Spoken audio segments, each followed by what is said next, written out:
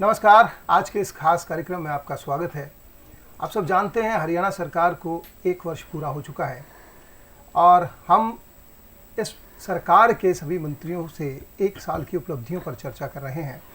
आज अपने विभागों की जानकारी देने के लिए हमारे साथ हैं सामाजिक न्याय और अधिकारिता मंत्री, महिला एवं बाल विकास मंत्री श्रीमती कविता जैन। मैडम, आपका स्वागत है। नमस्कार।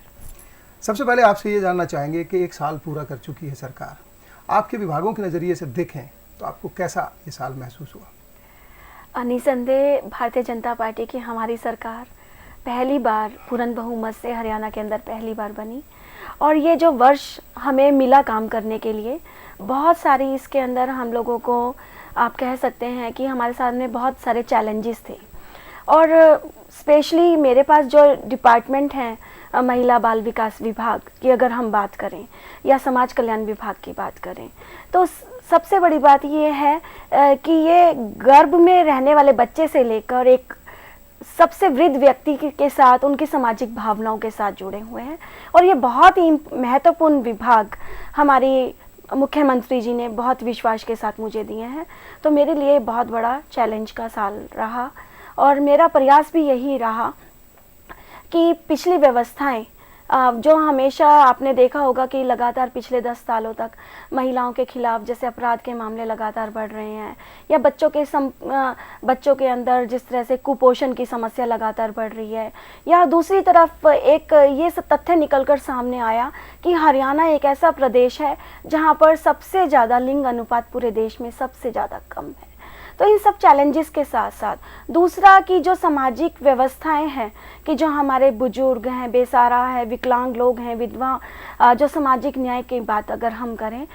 तो उनको मिलने वाली जो सुविधाएं जो सरकार के माध्यम से मिल रही हैं कि उसके अंदर एक पारदर्शिता होनी चाहिए। और इसके साथ साथ जिस तरह से शहरी निकाय विभाग भी मेरे पास अभी आया है, तो उसके अंदर भी कि हरियाणा बने इतने वर्ष हो चुके हैं, उसके पश्चात भी कि हमारे शहरों के अंतर्गत जो एक समुचित व्यवस्थाएं होनी चाहिए। एक जैसे एक शहर के अंदर यही होता है, साफ सुथरा स्वच्छ वातावरण, पीने का समुचित व्यवस्था हो, सीवर की व्यवस्था हो, पार्कों की व्यवस्था हो, ट्रैफिक की व्यवस्था हो, कि किस तरह से हम अर्बन लोकल बॉडी डिपार्टमेंट को अच्छे से काम कर सकते हैं और एक भ्रष्टाचार मुक्त शासन और प्रशासन, क्योंकि नगर पालिकाओं पर हमेशा से यही आरोप लगते रहते हैं कि नगर पालिका नगर निगम भ्रष्टाचार के अड्डे बन चुके हैं। तो हमारे सामने, पूरी सरकार के सामने यही था कि पिछली सरकारों के दौरान जो भ्रष्टाचार व पारदर्शिता ना होना और उन सब के बीच में किस तरह से हमें विकास करना है, हमारे सामने चैलेंजेस थे। तो निश्चित रूप से हम कुछ हद तक इन सब चीज़ों को दूर करने में सफलता करते हुए हमने विकास के कुछ नए आयाम स्थापित करने की कोशिश करी। जी, आपने बताया कि बहुत सारी चुनौतियां थी इस 1 साल में आपके सामने और हाँ, उन चुनौतियों को उनसे पार जाते हुए बहुत कुछ नया करने की कोशिश हुई है। सबसे पहले जानना चाहेंगे महिला बाल विकास विभाग की क्या उपलब्धियां आप मानती हैं 1 साल में? देखिए, जैसे मैंने पहले ही बताया कि महिला एवं बाल विकास विभाग में सबसे इनमें 2 शब्द शामिल होते हैं, महिला और हमारे बच्चे। तो सबसे पहले तो सहयोग रहा हमारे प्रधानमंत्री नरेंद्र भाई मोदी जी का, जिसने महिलाओं की आधी आबादी और जो गर्भ के अंदर बेटियों को जो मारा जाता है, जो लिंग अनुपात में जो कमी है, उसके पीछे के भयावह परिणाम को देखते हुए हरियाणा से बेटी बचाओ बेटी पढ़ाओ आरंभ अभियान को शुरुआत करी।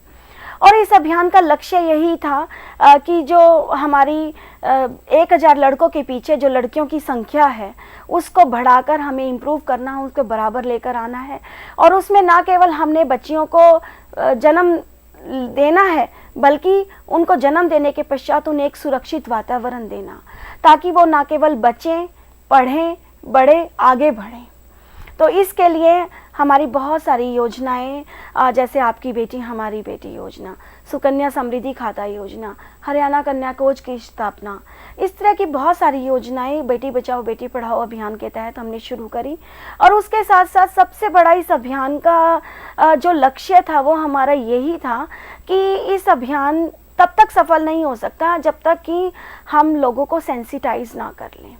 एक कन्वर्जेंट अप्रोच हम लोगों ने इसके लिए ली। और इसके लिए ना केवल सरकारी तंत्र प्रशासन बल्कि हमने सभी को इसमें जोड़ा। जैसे कि आप धार्मिक गुरु भी कह सकते हैं, चाहे उसमें वकील हो, डॉक्टर हो, एक आम कार्यकर्ता हो, एक व्यापारी हो, एक दुकानदार हो, एक किसान हो, हमारे सभी विभाग, चाहे वो पंचायत विभाग हो, चाहे वो हमारा एजुकेशन डिपार्टमेंट हो, हेल्थ डिपार्टमेंट हो, कि हम सभी को मिलकर काम करना है और सभी चुने हुए प्रतिनिधियों को भी हमने सेंसिटाइज करना है और आम जनता को भी। और इसके तहत हमने व्यापक प्रचार यात्राएं, अगर आप कहें हजारों की संख्या में, वो करी हैं। नुक्कड़ नाटक के माध्यम से या स्लोगन्स के माध्यम से, रेडियो जिंगल्स, टीवी के माध्यम से, और हर जगह बिल्डिंग्स के ऊपर, सरकारी मशीनरी के ऊपर बेटी बचाओ को एक लोगो अभियान हमने लगातार। और इस अभियान का एक दूसरा रूप ये भी है कि ये हमारा जो अभियान है कि सेंटर से, केंद्र से 12 जिले हमारे आइडेंटिफाई हुए थे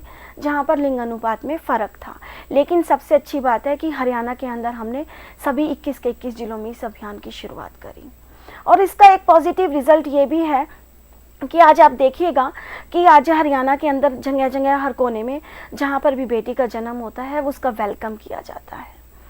उसको आगे बढ़ाने के लिए प्रेरणा दी जाती है। तो बेटियों को, चाहे वो पढ़ाने की बात हो, उनको सशक्त करने की बात हो, हर कदम पर हमारे विभाग के द्वारा उनके लिए योजनाएं बनाई गई है, ताकि हम जो लक्ष्य हमारा यही है कि किस तरह से हम बेटा बेटी में फ़र्क लोग ना समझे, लोग उनको बराबर का अधिकार दें, बराबर के अधिकार के साथ साथ उन्हें आगे बढ़ने के उचित अवसर भी दें, ताकि हम इस असमानता को ख़त्म कर सकें। इस एक साल में कि जो केंद्र की योजना थी बेटी बचाओ बेटी पढ़ाओ, वो हरियाणा के पानीपत से शुरू की गई। और आप, जैसा कि आपने बताया कि 12 जिलों से जो बात शुरू हो रही थी वो 21 के 21 जिलों में फैली, तो निश्चित रूप से इसके परिणाम आने वाले समय में दिखाई देंगे। महिलाओं की सशक्तिकरण की बात करें, उनकी सुरक्षा की बात करें, बाल सुरक्षा की बात करें, तो इसके लिए क्या कुछ इस एक साल में शुरू हुआ? निसंदेह हमारा हरियाणा का सरकार का यही फोकस रहा और हमें केंद्र का भी बहुत सपोर्ट मिला कि फोकस हमारा महिलाओं पर और लड़कियों पर, हमारा बच्चों पर है। तो महिला सशक्त करने के लिए आप अगर कह सकते हैं कि हरियाणा हमारा पहला ऐसा दूसरा राज्य है हमारे देश का जहां पर 21 के 21 जिलों में महिलाओं की सुरक्षा के लिए पुलिस थाने स्थापित करे गए। और उन पुलिस थानों में केवल ये नहीं है कि पुलिस के डर से, पुलिस के डंडे के जोर से हमने काम को सुलझाना है, क्योंकि महिलाओं से जुड़े हुए मुद्दे बहुत संवेदनशील होते हैं। तो उसके लिए बाकायदा वहाँ पर हमने प्रोटेक्शन ऑफिसर्स बिठाए हैं, जो ना केवल घरेलू हिंसा के जुड़ी हुई महिलाओं को, उनको समझाने का भी काम करती हैं, और जो महिला बाल विकास विभाग के द्वारा जो डिफरेंट स्कीम्स चलाई जाती हैं उनके बारे में उनको जानकारी देते हुए उनकी बाकायदा हेल्प की जाती है। उसी तरह से बच्चों के लिए हमारा ऑपरेशन मुस्कान बहुत सफल रूप से हमारा कारागर रहा। हजारों बच्चे हमने ऑपरेशन मुस्कान के तहत फाइंड आउट किए, जगह जगह से हमने पकड़कर जहाँ से वो बच्चे आए हुए थे वहाँ पर वापस भिजवाए। और उसके साथ साथ एक हम अडॉप्शन पॉलिसी भी लेकर आ रहे हैं, जिसके तहत हम लोग जो बच्चे हमें वापस मिलते हैं और गुमशुदा बच्चे, कि उनको एक ना एक घर, सुनिश्चित घर उसको दिया जा सके। और उसके अलावा एक हमारा अभियान बच्चों की सुरक्षा के लिए, कि आपने देखा कि पोस्को एक्ट के बावजूद भी बच्चों के खिलाफ जो सेक्सुअल हरासमेंट की बातें हैं वो लगातार सामने आ रही हैं। तो हमने, आप कह सकते हैं कि कम से कम विभिन्न स्कूल्स के अंदर जा जाकर, और जहाँ पर भी बच्चे गैदरिंग होती है आंगनवाड़ी के माध्यम से, हमने बच्चों को एक टच,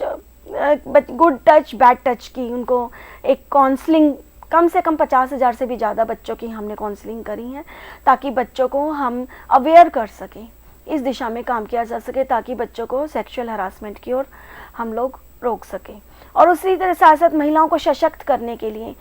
जो महिला एवं बाल विकास विभाग के द्वारा 8 मार्च को महिलाओं को विभिन्न जो कैटेगरीज के माध्यम से पुरस्कार दिए जाते थे, पिछली सरकारों के द्वारा जो भी पुरस्कार दिए जाते थे हमने उनकी राशि बढ़ाकर 4 गुना कर दी गई।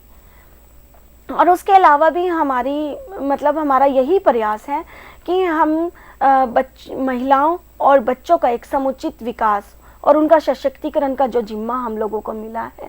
हम अभी 1 वर्ष का समय हुआ है, निश्चित रूप से जो टारगेट हम लोग अचीव करना चाहते हैं उसके लिए ये थोड़ा समय है। अभी निश्चित रूप से हम 5 सालों के अंदर ऐसा ज़रूर काम करेंगे, ताकि हम पूरा